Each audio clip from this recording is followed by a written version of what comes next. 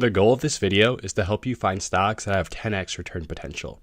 One of my favorite investors of all time, Peter Lynch, calls these type of stocks 10 baggers. These are the type of investments that pay off so well that they make investors legendary, like Peter Lynch with his investment in Dunkin' Donuts or Warren Buffett with his investment in Coca-Cola. Peter Lynch identified and invested in numerous 10 baggers when he was the manager of the Fidelity Magellan Fund from 1977 to 1990.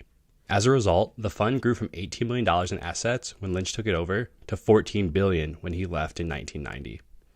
Over this period, Lynch achieved the 29.2% average annual rate of return, which meant that $1,000 invested when Lynch started managing the fund in 1977 would have grown to $28,000 by the time he left in 1990. In this video, we're going to listen to Lynch describe how he finds stocks with 10x return potential, and then examine how he used that framework to make one of the best investments of all time, Dunkin' Donuts. But first, make sure to like this video and subscribe to the channel because it is my goal to make you a better investor by studying the world's greatest investors. Let's dive in. You look for companies that have something unique. Like an example would be Toys R Us when I first found that. You know, they only had 7 or 8 stores. You said to yourself, this concept could have 200 or 300 stores. Now, by nature, some of those companies might be very boring. Well, yeah, that's terrific. That's great. Companies that are boring are wonderful for me. I've done well with companies like Dunkin' Donuts. Well, companies like that, they're very easy to understand. No one's going to invent a better donut somewhere at MIT. You don't have to worry about Korean imports. How do you analyze a Dunkin' Donuts company? Well, there's a company that upgraded their stores. It spent a lot of time on the quality of their product. They really spent a lot of time to have a china cup. Their cup was worth over $1 instead of just having a piece of paper or a plastic cup. They said, we want to deliver something very good to the consumer. They really worked on the quality of their coffee. You know, every 15 minutes they'd throw it away, and they'd cook it within 3 degrees of the right temperature. They really cared about all that. Did you find that in an annual report? No, you had to go visit them and talk to them. But you could find it out. You'd say, this is something that really makes sense. And the nice thing about it is, if somebody comes up with a good donut system, and they really have a great concept, it's in the state of Washington, it's not going to affect Dunkin' Donuts if they're located in Virginia, if they're located in Massachusetts. Now, how did you stumble on legs? This is a product my wife said worked very good. And at that point in time, I did a little bit of research, and I found out the average woman goes to the supermarket about twice a week. And all the hosiery being sold in the supermarkets was just junk. So here's a company that made a good product, put it into the supermarkets, put it into the drugstores, made it readily available.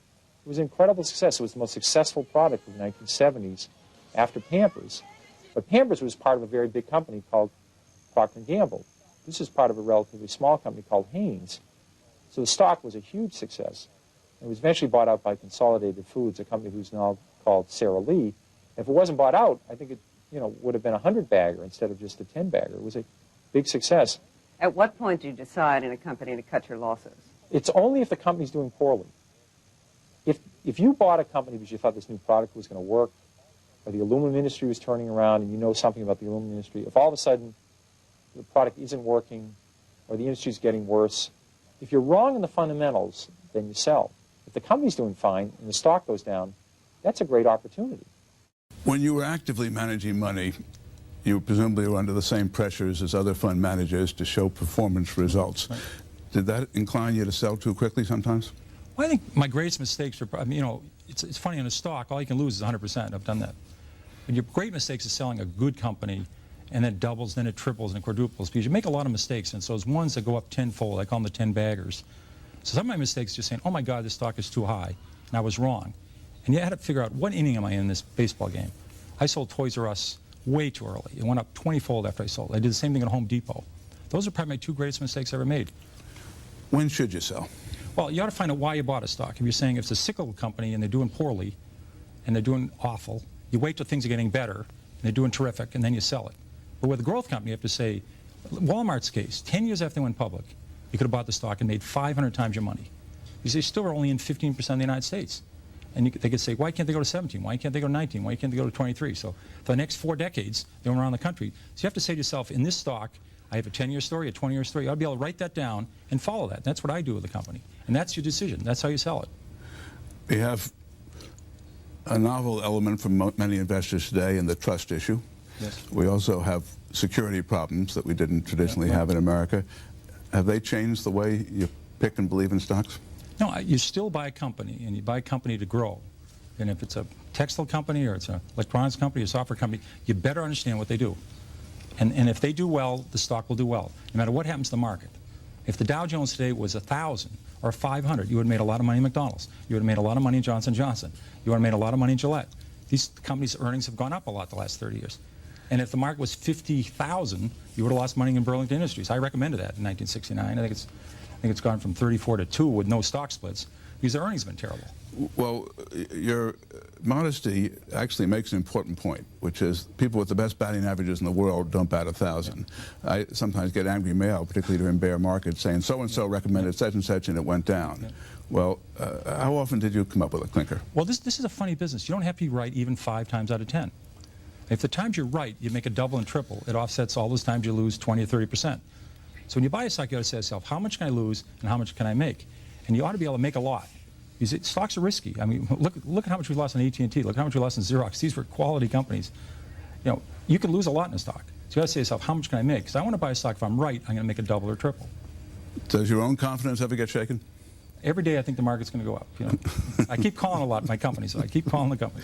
So you can take advantage of the volatility in the market if you understand what you own.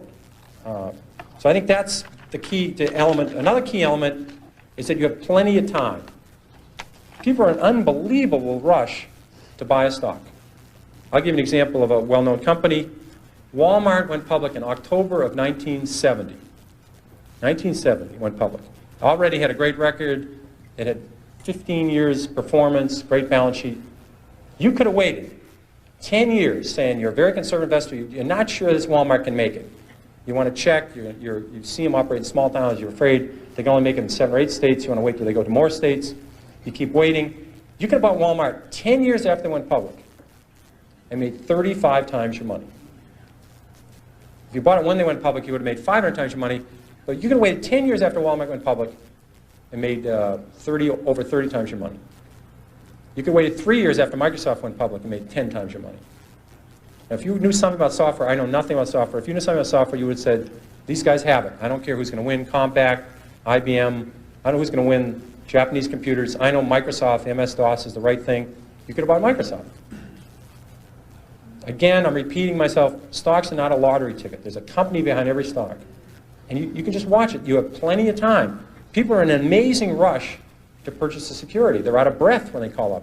You don't need to do this.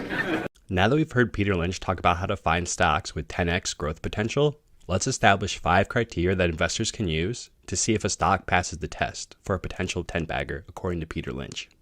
First off, a company needs to have a unique product or service. This is what Warren Buffett describes as a moat. This may be the single most important thing to look for in a stock, but why is it so important? A company with a strong competitive advantage is able to fight off competitors, charge more for its product or service, and ultimately be more profitable over a longer period of time. Take Apple, for example. The company has extremely loyal customers, and many people are obsessed with their products. This allows them to charge premium prices for their products and be by far the most profitable electronics company in the world. Apple's unique brand positioning makes it nearly impossible for a competitor to steal away Apple's loyal customer base. The next criteria is look for companies you can understand. This is the backbone of the investment philosophy Lynch lays out in his best-selling book, One Up on Wall Street. He is known for his famous quote, "Know what you own." He makes the argument that stocks aren't lottery tickets, but instead they are pieces of businesses. Over time, the performance of your investment will depend on the underlying performance of the business. Truly understanding a business will give you an edge when you are assessing the long-term growth potential of a stock. Third is look for companies that are underfollowed, meaning that they aren't already loved by the market and investors. If a stock is already highly followed and an investor favorite, it likely has increased in value substantially because of this. That means that if all the stock YouTubers are making videos about a particular stock, you should be cautious. Next up, and this one is an important lesson I learned from Peter Lynch, look for companies that are relatively small and have room to grow significantly. While companies like Apple, Amazon, Netflix, Facebook, and Google all may be great companies and great investments, it is very unlikely that these stocks will 10x from their current price. That is simply because of the law of large numbers. Take Facebook stock, for example, which recently passed $1 trillion in market cap. Assuming no share repurchases, the company would have to have a valuation of $10 trillion in order for the stock to 10x. With billions of people already with Facebook and Instagram accounts, there simply isn't enough room for the company to grow to 10x, given its already large size. Now for the final point. Don't sell too early. This point can be summed up with one of my favorite Peter Lynch quotes of all time. Selling your winners and holding on to your losers is like cutting your flowers and watering your weeds. This is a mistake many investors, both new and experienced, make. They buy a stock that doubles, and they take profits and sell out of their position. At first, they are happy with the result. However, as the stock continues to triple and quadruple, they quickly realize they sold too early. That's why it's best to follow Peter Lynch's advice to always hold a stock as long as the company is continuing to do well, even if it may seem tempting to take some profits. Now that we've established the criteria for finding 10 baggers that Peter Lynch laid out, let's go one by one and see if these criteria apply to one of his best investments ever, Dunkin' Donuts. Dunkin' Donuts made Lynch 15 times his money. Quite an impressive return for such a simple investment. As Lynch pointed out in the clip, despite the company selling rather ubiquitous products, coffee and donuts, Dunkin' Donuts had a relatively unique business model for a low-priced restaurant. The company's focus on quality and providing a great experience for customers helped Dunkin' Donuts develop a loyal customer base who visit the store frequently, with some even visiting every day as part of their daily routine. Additionally, once the company had entered a market and built up a customer base, it was difficult for a competitor to enter that same market and steal away customers. On the second criteria, it is clear that Peter Lynch had a deep understanding of Dunkin' Donuts' business model. Listening to him talk in the clip about the company's business model, you would think he worked as an executive of the company. But it makes sense that Lynch had such a deep knowledge of the company, considering that the company was founded in Massachusetts, just 30 minutes outside of where he lived and worked. It is crucial to deeply understand a company before investing. This helps you avoid panic selling if the stock price falls. On the third point, Dunkin' Donuts was definitely an underfollowed stock at the time. The company went public in 1968. This was during a period of time where the so-called Nifty 50 stocks were getting almost all of the attention in the stock market. These Nifty 50 stocks consist of 50 stocks that were investors' favorites. The 50 stocks identified represent some of the fastest growing companies on the planet in the latter half of the 1960s. Their popularity amongst institutional and individual investors sparked a quantum shift from value investing to a growth at any price mentality. While investors were focused on these stocks, companies like Dunkin' Donuts were able to remain underfollowed by investors despite the company's great growth prospects. That leads us to our next point. At the time, Dunkin' Donuts was a fraction of the size it is today. The size of the potential market for Dunkin' Donuts was immense.